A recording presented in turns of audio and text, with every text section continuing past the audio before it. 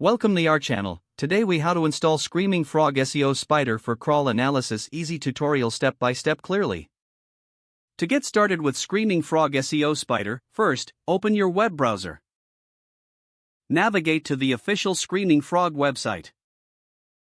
Locate the download section on the home page. Choose the version that is compatible with your operating system.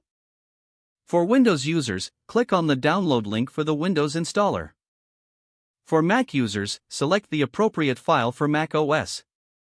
After the download completes, locate the installer file in your Downloads folder. Double-click the installer file to start the installation process.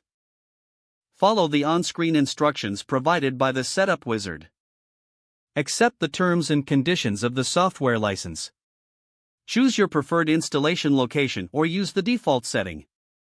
Click the Install button to begin the installation. Wait for the installation process to complete. Once it finishes, click Finish to exit the installer. Now, locate the Screaming Frog icon on your desktop or in your Applications folder. Double-click the icon to launch Screaming Frog SEO Spider. Upon the first launch, you may encounter a startup window. This window will present you with the option to enter a license key if you have one. If you're using the free version, click on Continue Free Version. Familiarize yourself with the main interface of Screaming Frog. You'll see URL input fields at the top of the screen for entering your website URL. Enter the website URL you wish to analyze in the designated field.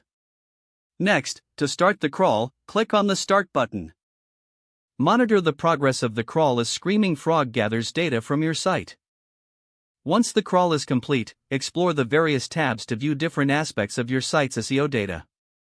Use the features available to filter and analyze the information as needed. Once you're finished with your analysis, you can save your results for future reference. Click on the File menu and select Export to save your crawl data. Choose your desired file format and location to save. Don't forget to like this video and subscribe to our channel for more step-by-step tech guides.